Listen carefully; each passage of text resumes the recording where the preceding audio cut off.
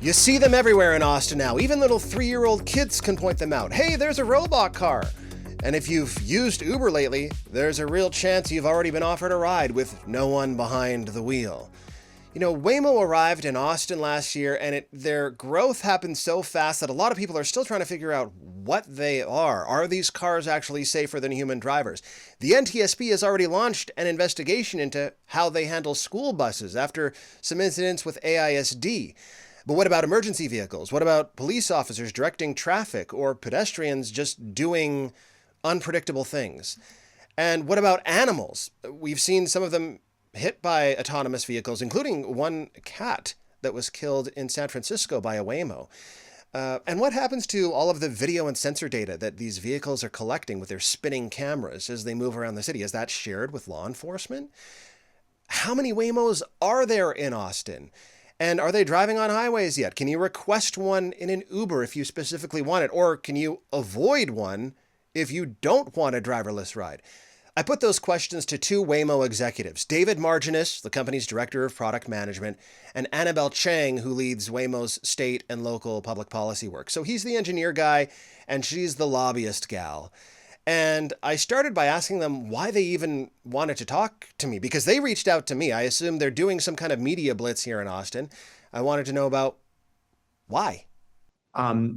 We have been operating in Austin for a little bit more than a year now, and we're really excited about the growth and scale that we've achieved here. We're excited about the user feedback that we've been getting, and mostly wanted to take the opportunity to talk a little bit about some of the successes that we've had and answer any questions that you might have had.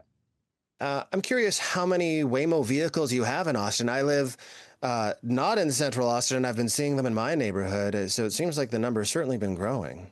Yeah, it has been. We have about 300 vehicles here, covering an area of around 130 square miles around Metro Austin and some of the surrounding suburbs. And what areas are you serving? So you are reaching some of the surrounding suburbs. Are you traveling on highways yet, or is it just on local streets? Right now, we're just traveling on local streets, but we are excited to launch highways here, as we have done in other states fairly soon. Are autonomous vehicles, have you found that they're safer than traditional Uber drivers? We have found that autonomous vehicles are safer, much safer than human drivers. We have published a methodology in peer-reviewed journals on how to measure the differences. But broadly, what we look at is a true kind of apples-to-apples comparison of the miles that we drive and the crash record that we have seen versus what humans would have achieved over those same miles in the same geographies and the same road types. And over our first 200 million fully driverless miles, we have seen a reduction in serious injury collisions of about 92%. What we see is that, the safety impact of this technology is, nothing short of revolutionary. Kind of zooming into Austin, what we've seen is that over the about 11 million miles that we've driven in Austin, at the scale we're driving and at the accident reduction rate that we are seeing here, about every 7 days that go by, there is one additional Texan who isn't injured because Waymo is here, right? So there's an accident that's avoided because Waymo's here, and that person, we don't know who they are, but they get home safe that night. They can play with their kids, they can go to work the next day because Waymo is here on the roads in Austin and kind of in greater Texas. Now, of course, people see the driverless cars, they have concerns because they're not used to it. And there have been some incidents. I mean, since the beginning of the school year, Austin ISD reported multiple incidents of Waymo vehicles passing school buses that were stopped to load or unload student passengers. The buses had the stop signs out, of course.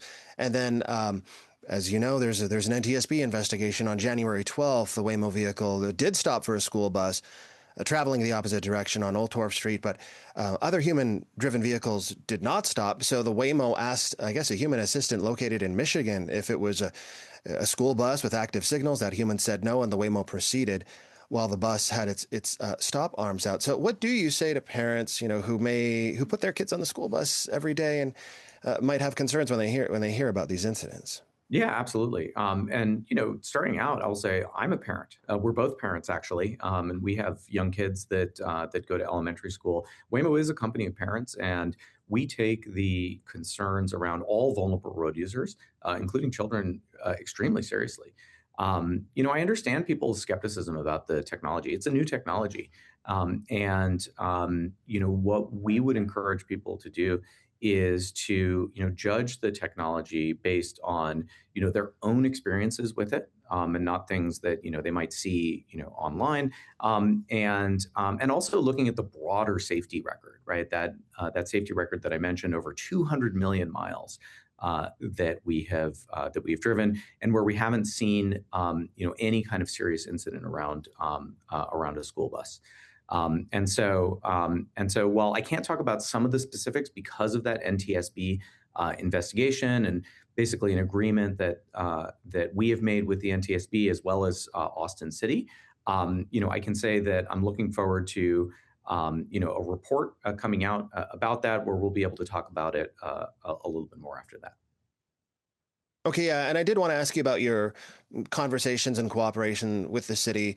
A lot of people saw a viral video in early March. Of course, there was a horrific mass shooting at Buford's Bar on West 6th Street in downtown Austin, and a video that went viral of a Waymo blocking an ambulance from reaching the scene. Now, I should say local officials clarify this incident with Waymo did not create any major hindrance for their ability to respond, but I'm sure you can see how that would nonetheless cause concern. And I've heard that you all have had conversations with city officials. I mean, what do you think about that incident, and how do you stop that kind of thing from happening in the future? Yeah, and first of all, I think the most important thing to note is we understand the tragic nature of that event and how serious that is and how quickly events can unfold within seconds. So having our Waymo in any way blocking or interfering with first responders getting to a scene, especially as serious as that one, fully recognize the impact and consequences of that. With that said, after the event, we have had multiple series of conversations with the city stakeholders as well as state stakeholders about what happened, to walk through the actual situation, but also to talk about some of the mitigations and essentially corrections that we've taken to help address that issue. So let me walk through a little bit of that as background. So on March 7th, so a few days after the event, we actually convened several of our stakeholders at the city level: fire, police, the Emergency Operations Center, the City of Austin leads, and brought together about 9 or 10 of our Waymo technical experts to actually walk through how we responded. A few days later, we actually also met with 5 city council members and their office representatives to also further discuss how that event unfolded and the corrections that we are going to be taking. And then most recently, we've also met with our state stakeholders because autonomous vehicles are regulated at the state level in Texas. We've met with the governor's office, lieutenant governor's office, the speaker, as well as regulating entities as Texas DOT and soon to be Texas DMV to walk through the event as well. I mean, how does a Waymo respond to, for example, a police officer giving hand signals? Because I did some reporting back when Cruz was in town and they were operating, and that was certainly an issue that local law enforcement had with them. And I don't know what the situation is with Waymo and police directing traffic, but are they capable of following those instructions? They are. Waymo vehicles are capable of recognizing hand signals from all types of officials, police officers, crossing guards, et cetera, and able to respond to those. And we interact with thousands of active emergency vehicles every day at the scale that we're operating, and the vast majority of those are essentially non-issues, and compliant with all relevant laws, and frankly courteous around them. We even had one first responder body tweet out a video of our car pulling over for them with the request to human drivers to be more like this car. And so we're fully able to respond to those signals. Events like the one that we discussed from March 1st, we use those as opportunities to really learn how to respond better and more quickly in these actively developing scenes, which are rare and are all unique in their own way, and so offer the ability for the Waymo driver to learn and be able to respond to these faster. Does Waymo provide imagery gathered by its vehicles to law enforcement? What's your policy on that? Yes, absolutely. So let me explain a little bit about the process. So when we receive a lawful, basically legal request, whether it's a warrant or subpoena, we will evaluate it for narrowness of the request and make sure that we can be responsive. But that is when we will provide that information. Of course, there are certain situations that are actively developing or emergent or frankly, a crisis situation where we may evaluate and look and see if that policy still makes sense. But we work with law enforcement all of the time under these types of conditions where we do receive warrants or subpoenas. Right. So, but then how would you respond to folks who may be concerned that, these are like little mini surveillance vehicles driving around the city? Yeah, so a little bit of background on how the Waymo works. When it's driving around, we do detect people, right? Because you obviously need to know if there's a bystander prepared to cross the street or someone popping out from between cars, or if you're next to a scooter. But it's really, really important to note that is, we're recognizing that there's a human there. We may even recognize which direction their face is moving. So for example, if you're standing on a crosswalk, but your face is not facing the direction of the crosswalk, it's probably pretty unlikely that you are going to be crossing that crosswalk imminently. Honestly, because of the amount of driving that we do, we see people do sort of wild things all the time that they're not paying attention. They're looking at their phone as while they're at an intersection and stepping out into the intersection, even when they don't have the right of way. Right. And so we are detecting all of that. So like your nose, which direction it's facing, we call that facial detection. But most importantly, we are not identifying. There's no identification that's happening at any point. And that is a critical thing that we want folks to know about the technology, is that it's just purely trying to understand the scene, process that information so that we can move safely forward. How are you addressing animals that might be beneath cars or much lower on the road? Because, of course, there was the incident in San Francisco in October when a Waymo vehicle struck and killed a well-known tabby cat known as Kit Kat. And here in Austin, we had an incident involving an AV ride vehicle that struck and killed a duck near Mueller Lake Park. I mean, animals, of course, you're describing detecting human beings, but I imagine it's more technically complicated with animals. And how do you prevent this from happening? Yeah, well, we have a suite of 3 different sensor types: camera, LiDAR, and radar.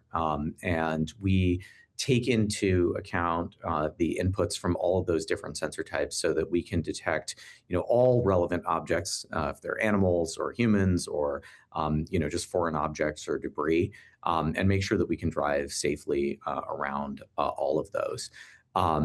I think first of all, our safety record really shows that. I think that, as I mentioned, over 200 million miles, we've demonstrated, a significant reduction in collisions of many, many different types. I can't speak to AV rides hitting the duck. Of course. In the case of the cat in San Francisco, that cat actually ran under our vehicle while it was parked. And so there was less of an opportunity to react to it, while the vehicle was moving. And then in the limited time we have, I just wanted to ask you, because people ask me this all the time, if you want to make sure that your Uber is a Waymo, or you want to make sure that it's not a Waymo, is there a way to do that in the app, one way or the other? There is a way to make sure that it isn't. We would encourage users not to do that because, we want users to be able to take advantage of, the safety record and the privacy, and just the user experience of the Waymo. There's no way to guarantee that you can get a Waymo, unfortunately, here in Austin. There is a user setting within the Uber app here that allows you to prefer autonomous rides. I can't remember the exact language, but checking the settings in the user app, users will be able to find how to prefer them. And does that cost more? Is that one of the higher tiers? No?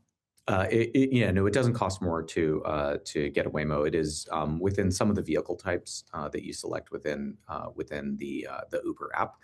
So depending on the vehicle type, if it's one of the vehicle types that Waymo is, which is an electric vehicle, and I think one of the comfort electrics, then you'll have the highest likelihood.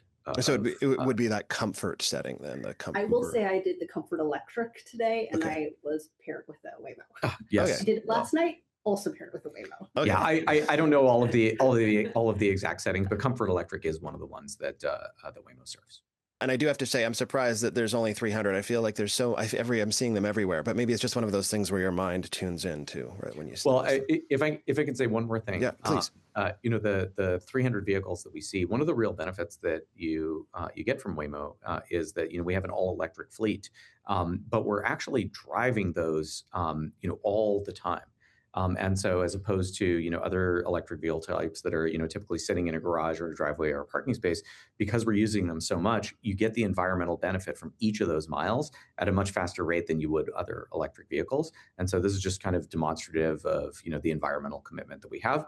And I think you're seeing that by, seeing those 300 vehicles, more often than you would see, kind of another fleet of 300 vehicles in the Austin area. I just got a ride from a human Uber driver the other day, and I know some of them are concerned that the Waymos they're in competition with them. Should he be concerned? We often get the question about how will an autonomous future interact with a human drivers, right? The reality is we are a fixed fleet, and as you heard, we have 300 cars in the area. Part of the challenge and also the opportunity that autonomous vehicles present is that we actually have to have massive amounts of capital infrastructure. We do a lot of we have depots and charging stations and technicians that help maintain the vehicles. We even have human autonomous specialists at the very beginning when we're getting to know a community. So there's actually significant investment. So it's a different business challenge, but it's an exciting one, obviously. But in that, while we're building our technology, you will continue to see human drivers. There are services, as you kind of alluded to, that maybe a human is best positioned to serve. Like if you are living down a rural neighborhood that isn't on an unmarked road, maybe a human ride hail is better positioned to provide that for you. Or if you're in an area where you actually, frankly, need, you're getting a large piece of equipment out of a car, maybe you want a human ride hail to help you with unloading that. Waymo can't do that, but Waymo can provide, the private, secure space that maybe some people prefer in an early morning or late night ride. And so we have one particular use case that we're very, very good at.